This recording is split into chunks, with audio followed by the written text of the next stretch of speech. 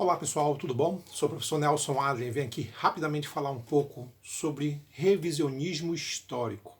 Basicamente, a gente vai falar sobre duas fases. A primeira ligada a um modelo de grupos mais conservadores, né, que vai chegar ao ponto de negar o Holocausto, né, e aí nesse sentido vai tentar criar uma outra versão, né? São grupos de um caráter mais conservador, né? Que tem como maior representante o David Hurvey, que é um historiador britânico, né? Que a gente pode chamar aqui de um negacionista. E por outro lado, tu tem o revisionismo de caráter mais de esquerda, que é o mais atual agora, que faz uma crítica sobre os monumentos, né, que muitas vezes acabam homenageando antigos comerciantes de escravos, né, bandeirantes, né, como Borba Gato, por exemplo, em São Paulo, tá? Leopoldo II da Bélgica, que foi responsável por uma série de massacres no Congo, né, no século XIX, tá? Então a ideia é poder fazer uma análise sobre esse revisionismo, né, que tem um sentido mais conservador no primeiro momento e depois um mais de caráter mais liberal, mais de esquerda, que é o mais atual agora, que a gente vai verificar, principalmente a partir de alguns movimentos sociais, como Vidas Negras Importam, né? Ou então fazer um revisionismo em cima da própria literatura, né? Como, por exemplo, as obras de Monteiro Lobato, né? Que tem expressões racistas. Então a gente vai analisar um pouquinho tudo isso. Mas, pessoal, antes de começar, mais uma vez peço que você se inscreva no meu canal. Fique à vontade, tá? A gente vai fazer aqui uma análise muito bacana e a participação de todos vocês é sempre muito importante. Afinal, o canal também é seu, tá? Então vamos lá, gente. A gente vai falar primeiro sobre o revisionismo histórico, tá? No primeiro momento, esse revisionismo histórico ele tem um sentido mais conservador, tá? Ele está voltado àqueles grupos que de alguma maneira vão negar alguns fatos históricos que foram comprovados, tá? A gente já verificou aqui, vocês já perceberam que principalmente nos últimos 8 anos para cá houve uma ação muito forte por parte de algumas pessoas em negar ou simplesmente não aceitar a ditadura militar aqui no Brasil, né? Chegaram ao ponto de dizer que a ditadura militar foi um período de muita prosperidade, um período muito bom para a sociedade brasileira, né? Então nós estamos diante de um revisionismo histórico, né? Que durante um tempo, tanto o antigo presidente Jair Messias Bolsonaro como a sua equipe usava muito esses discursos no sentido justamente de criar uma outra versão.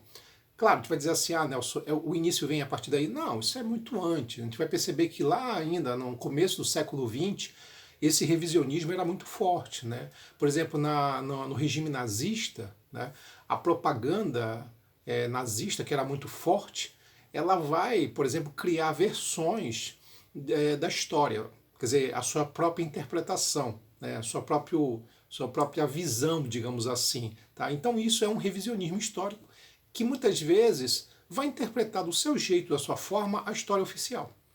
Isso não significa dizer que a história oficial ela está toda ela certa, não é isso. Mas a questão é que ali tu tem um discurso, tu tem um revisionismo de uma tendência ideológica, né? E nesse sentido, vamos pegar aqui a propaganda nazista, sempre colocava, por exemplo, os alemães como heróis, como indivíduos superiores, tá? Coisa desse tipo. E nesse aspecto, então, os modelos ideológicos eles acabam realmente mexendo, criando outras versões. A gente vai perceber que, por exemplo, a negação do Holocausto, né? A questão, por exemplo, do massacre de judeus, e que foi algo que foi inclusive bastante destacado, abordado pelos aliados após a Segunda Guerra Mundial, né, dos campos de concentração. E teve muita gente que achou que não existia isso. Tem um historiador britânico chamado David Hurvey, que ele é o maior representante desse negacionismo, né, do Holocausto. Né? Ele menciona em algumas obras, né, que na verdade não existiu o Holocausto. Tá? Então ele cria toda uma polêmica em cima dessa situação, de que não houve massacre em cima dos judeus, que na verdade isso foi inventado, algo nesse sentido. Isso é um revisionismo né? E tem um sentido realmente mais de caráter conservador, tá? A gente pode dizer assim, mas hoje, Nelson, esse revisionismo pode se encontrar onde? Olha, nessa tendência mais conservadora, a gente pode perceber isso em algumas séries dessas grandes plataformas, né, digital, como por exemplo o caso da Netflix. Tu tem ali, por exemplo, versões que fala sobre algumas, como se fossem documentários, né, que menciona muito a vida de algumas pessoas importantes, né, de algumas figuras históricas importantes, desde Trotsky, tá, até, por exemplo, até, digamos assim, representantes, por exemplo, a família do czar, né, lá, digamos assim, antes da Revolução Russa, que muitas vezes cria até uma ideia meio romântica, né? Um modelo assim meio romântico, né? Algumas séries que vão retratar, por exemplo, a vida da Dama de Ferro, né? A Margaret Thatcher, e que mostra uma versão, sabe, que não é exatamente o que de fato se desenvolveu na história, né? Então, muitas vezes criando uma ideia mais humanizada, né? Algo nesse sentido, tá? E não é muito por aí. Quer dizer, você tem uma interpretação equivocada da história e criando até indivíduos, né, figuras, por exemplo, absolutamente autoritárias, cruéis, em indivíduos mais simpáticos, né? Quando você tem filmes que falam sobre Winston Churchill, né, que foi um cara extremamente racista, conservador, autoritário, né? Muitas vezes ele é retratado como um cara absolutamente democrático e um indivíduo extremamente bacana, legal, sabe? Um cara muito gente boa, né?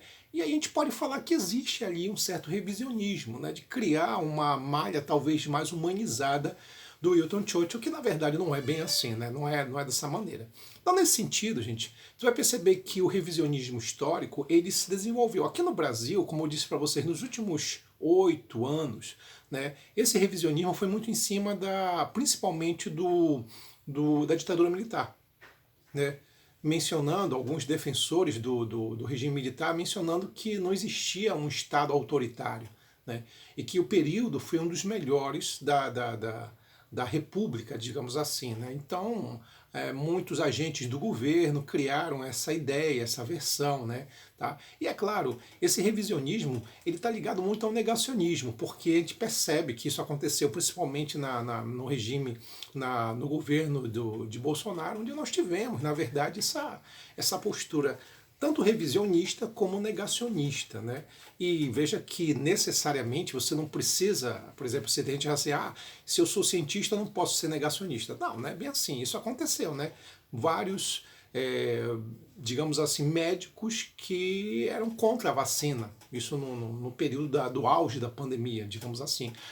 O caso, por exemplo, que eu falei desse historiador, o David Harvey, né, esse britânico, que ele vai falar simplesmente que não existiu o negacionismo, quer dizer, não existiu o Holocausto, né? Então é uma coisa assim muito estranha, mas que existe, quer dizer, a ideia de que cientistas podem ser contra a própria ciência, então existe muito esse tipo de situação, apesar de ser bastante louco isso, tá? O que acontece? Isso é uma tendência, digamos assim, isso foi durante o tempo uma tendência de caráter mais conservador. O que a gente está vendo hoje é um outro revisionismo histórico. Só que esse revisionismo histórico ele tem um sentido mais de esquerda. Ele tem muito mais a ver com os modelos dos movimentos sociais. Ele tem um sentido, digamos assim, mais ligado à questão, por exemplo, da diversidade, né? Onde você tem os grupos LGBT, onde você tem, na verdade, algumas políticas, né, ligado aos direitos das minorias, né, nesse sentido. Então você tem hoje um outro revisionismo, e esse revisionismo ele foca justamente o quê? Tanto a literatura, tá, como, por exemplo, pseudos heróis, digamos assim, né? Então, a coisa ela vai se desenvolver. Vamos lembrar que, eu me lembro que na minha época, né, quando eu era criança, a gente estudava em livros de história, onde tu tinha ali, por exemplo, coisas expressões do tipo, olha, dizendo que o índio, no período da colonização, né, dizendo que o índio era preguiçoso, era indolente, né? Essas coisas estavam em livros de história, né? Por quê? Porque existia uma tendência preconceituosa, né, estereotipada, né? A ideia é estereotipar indivíduos, grupos, principalmente as minorias, e a minha geração, acabava lendo isso e reproduzia essas visões estereotipadas do índio indolente, né, a ideia do negro como inferior. Então, essas coisas, elas faziam parte da história. Né? Por isso que eu estou dizendo para vocês aqui, a história também não é essa flor de formosura, tinha muita coisa maluca ali que não procedia. E nesse sentido, o que vai acontecer? Essa tendência mais de esquerda, né, vai fazer uma crítica, principalmente na história oficial, né, que abordava situações realmente que não procediam. Por exemplo, aquela ideia de que após a escravidão, após a abolição da escravatura aqui no Brasil, se criou uma ideia de que, poxa, o Brasil virou um paraíso para os negros, né? De que com a liberdade do negro tudo ficou lindo, maravilhoso, né? E os livros de história reproduziam isso. Quando na verdade não é bem assim, né? O Florestan Fernandes, sociólogo, ele menciona num livro chamado A Integração do Negro na Sociedade de Classe, é o nome do livro dele, que ele fala que o negro, ele foi, por exemplo, ele foi liberto, mas ele foi jogado numa sociedade de classe, sem preparo nenhum. Do ponto de vista social, do ponto de vista trabalhista, não sabia ler, não sabia escrever, o cara foi literalmente dizimado e estereotipado cada vez mais. Então se criou uma ideia nesse sentido. Então os livros de história tinham essa situação. Então por causa de tudo isso, uma linha mais de esquerda vai fazer uma crítica sobre esse modelo mais oficial, que tinha muitas vezes ideias estereotipadas, conservadoras e assim vai. Então nesse aspecto, por exemplo, principalmente lá pelo ano de 2000, 2001, nós teremos um acirramento desse revisionismo de caráter mais de esquerda. Por exemplo, depois da morte do George Floyd, dos Estados Unidos, né? Aquele caso do homem negro que foi morto sendo sufocado com o joelho no pescoço, o movimento conhecido como Vidas Negras Importam, que tem um sentido muito mais amplo, ele não é um movimento local, ele vai se expandir para outros países, tá? Ele começa, na verdade, a fazer uma crítica à questão racial e começa também a fazer uma crítica do ponto de vista ideológico. Por exemplo, de você ter, por exemplo, monumentos onde você tinha um cara ali que ele era um ex-traficante de escravo, né? Um rei que massacrou gente pra caramba, um grupo, né, que era homenageado como os bandeirantes, mas que foi responsável por uma quantidade absurda, um genocídio de índios, né, sendo tratados como se fossem heróis. Né? E nesse sentido, aí vem esse revisionismo de caráter mais à esquerda, que começa a criticar isso. Tanto é que, logo depois da morte do George Floyd, o que vai acontecer? Você vai ter vários movimentos, né, manifestações em todo o mundo, onde monumentos realmente de estátuas de pseudos-heróis, né, começaram a ser o que? Derrubadas, pichadas, né, como do Leopoldo II, da Bélgica, tá, como Borba Gato aqui no Brasil, um bandeirante que foi responsável por uma quantidade absurda, um genocídio de índios, né? Na Inglaterra, por exemplo, vários ex-traficantes de escravos, né, do século XVIII, do século XIX principalmente, em que seus monumentos foram destruídos, foram derrubados. Né? Então ali você começa a existir ali um revisionismo de caráter até um tanto radical, né? De não considerar esses indivíduos como heróis, né? Como o caso até algumas figuras que sempre foram tratadas dentro de um pedestal positivo, como é o caso de Cristóvão Colombo, né? Que tem, na verdade, uma responsabilidade muito grande na questão do massacre de índios, aqui na questão da descoberta da América, tudo mais. Então, esse revisionismo ele vai se espalhar. Então, você vai ter, por exemplo, casos como a gente vai verificar aqui situações de alguns países africanos que vão pedir até uma indenização aos antigos colonizadores, os imperialistas, né, devido ao massacre de pessoas, como o caso de algumas ex-colônias da Alemanha na África, que começam a buscar uma espécie de de uma indenização econômica mesmo, né? E de fato o governo alemão talvez tenha sido um dos únicos, concordou nesse ponto, né? Então começa a existir esse revisionismo, né, de sentido ligado ético-social, que vai tentar, na verdade, corrigir alguns erros, corrigir algumas situações, né? Então começa a existir essa avalanche, né, que alguns até chamam de politicamente correto. Então, por exemplo, na literatura, a grande figura mais criticada foi, aqui no Brasil, Monteiro Lobato, né? Com as histórias do sítio do Pica-Pau Amarelo, né, onde em alguns contos, né, você tem ali expressões extremamente racistas, em cima, por exemplo, da Dona Anastácia, que era uma empregada, né, no sítio do Pica-Pau Amarelo, e que ali ela era taxada, ela era chamada de preta, preta feia, alguma coisa assim, então essas coisas assim, tá? Então começa a ser revisto essas expressões, na verdade, como existe hoje, né? Hoje, por exemplo, você não pode mais colocar numa redação um aluno, né, que tá ali no Enem, não pode mais, por exemplo, colocar palavras tipo mulato, porque vem de mula, tá? Expressões como denegrir, tá? Porque vem de negro, né? Judiar, que vem de judeu, tá? Criado mudo. Então essas expressões não podem ser mais usadas, então, por causa disso, né? Até o termo raça. Tá? Então, nesse aspecto, você vai perceber que vai existir um revisionismo em todo o processo. Tá? Então, há uma crítica muito grande em cima de qualquer tipo de expressão assim.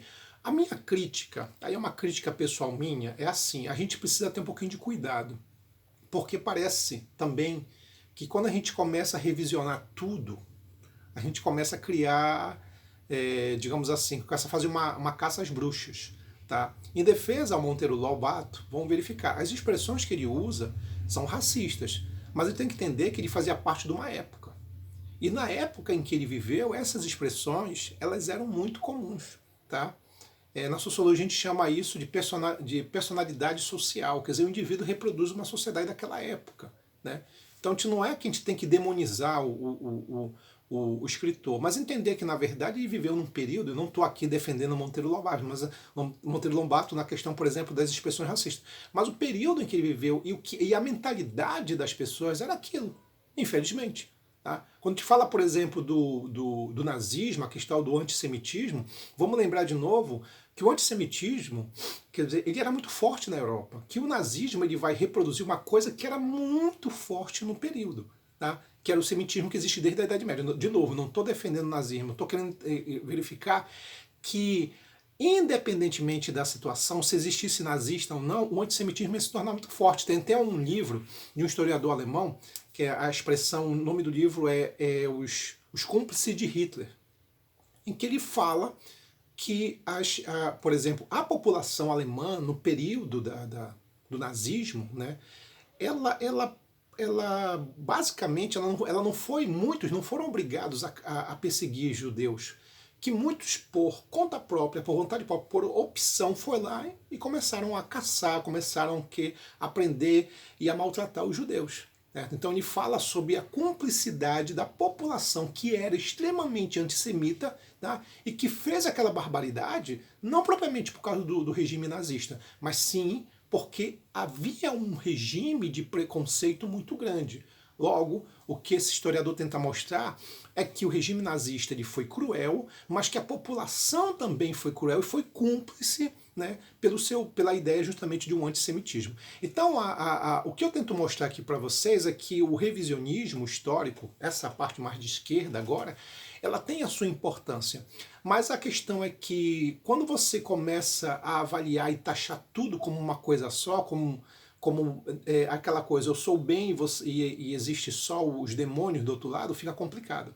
Eu acho que as ações do revisionismo elas são importantes, mas é importante também verificar os excessos, tá? Porque a gente precisa entender, na verdade, que na hora que eu julgo excessivamente, eu posso estar sendo mais autoritário e mais cruel do que o antigo, digamos assim, do que o antigo senhor de escravo, o antigo traficante de escravo, tá? Então a ideia, por exemplo, de queimar ou destruir monumentos não seria a solução. Isso é uma ideia mais radical.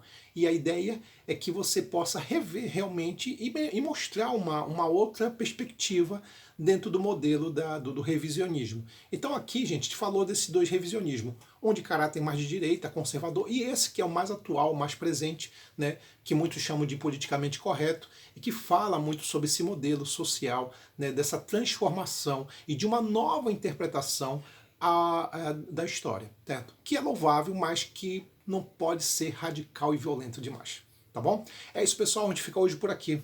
Um abraço, até mais.